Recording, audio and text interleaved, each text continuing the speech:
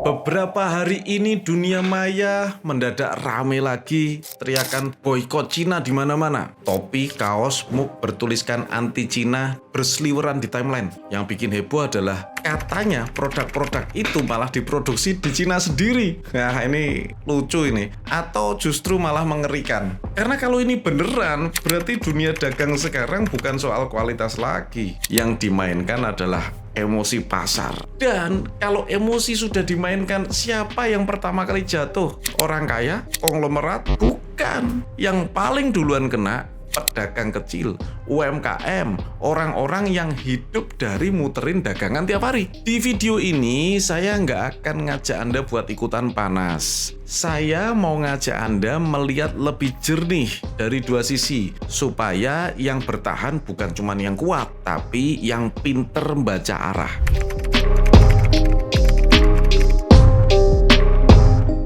Ceritanya bermula dari gambar viral. Ada ribuan kaos bertuliskan boykot Cina. Katanya diproduksi di pabrik Cina sendiri lah, aneh loh. Sekilas gambar itu meyakinkan. Tapi setelah ditelusuri, menurut salah satu situs web internasional, buatos.org, gambar tersebut banyak menunjukkan distorsi visual. Ya, indikasinya rekayasa digital. Reuters juga tidak menemukan catatan ekspor resmi terkait produksi kaos anti Cina dari pabrik Cina.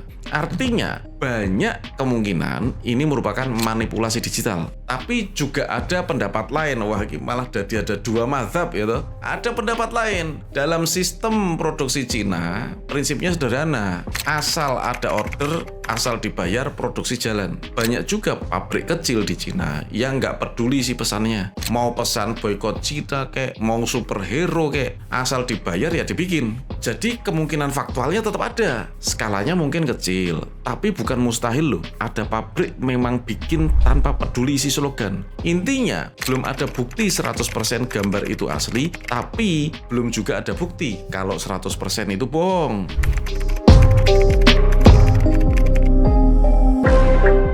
Kalau kita melihat dari sisi yang lebih luas, kenapa isu ini gampang banget viral? Pertama, ketegangan politik global. Amerika Cina ini lagi adu kuat. Perang dagang, rebutan teknologi, rebutan pengaruh di Asia.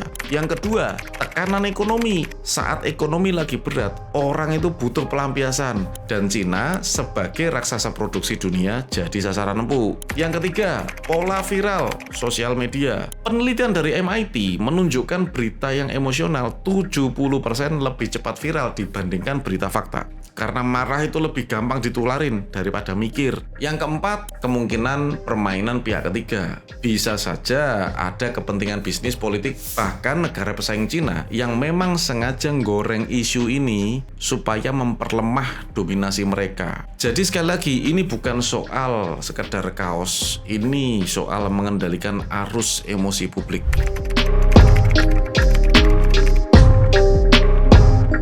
Kalau isu ini berlanjut besar-besaran, siapa yang rugi duluan? Jawabannya jelas, UMKM. Coba cek dagangan teman-teman. Gadget murah, Cina. Mainan anak, Cina. Spare part motor, Cina. Elektronik rumahan, Cina lagi. Data menunjukkan 42% barang e-commerce Indonesia berasal dari Cina. Kalau tiba-tiba ada gerakan besar anti produk Cina, barang jadi susah masuk, harga bahan naik, stoknya kosong, pembeli kabur cari alternatif lokal yang belum tentu tersedia. Nah, UMKM kecil nih, ada grosir, reseller, dropshipper, itu yang kena badai duluan. Karena mayoritas dagangan sehari-hari masih bergantung pada produk-produk impor, terutama Cina.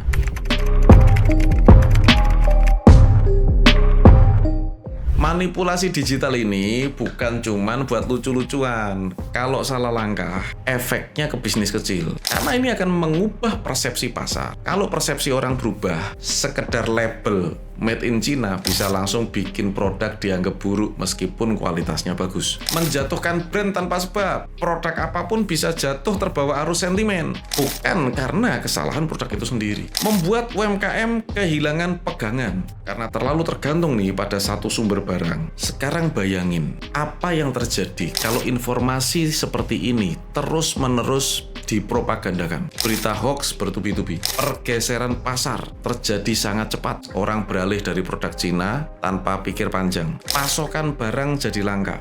harga barang naik, stok makin seret. Siapa yang pertama kena imbasnya? Bukan konglomerat besar, bukan juga pemerintah, tapi pedagang kecil yang mengandalkan pasokan dari Cina. Kalau bisnis kecil hanya mengandalkan satu jalur saja, begitu jalurnya terganggu, bisnisnya ambruk. Karena dalam dunia dagang, kepercayaan persepsi pasar itu lebih kuat daripada kualitas produk. Jadi jangan biarkan emosi pasar yang kita nggak kontrol merusak bisnis yang susah payah sudah dibangun. Apa yang kita jual bukan cuman soal produk, tapi ini kepercayaan yang harus dijaga.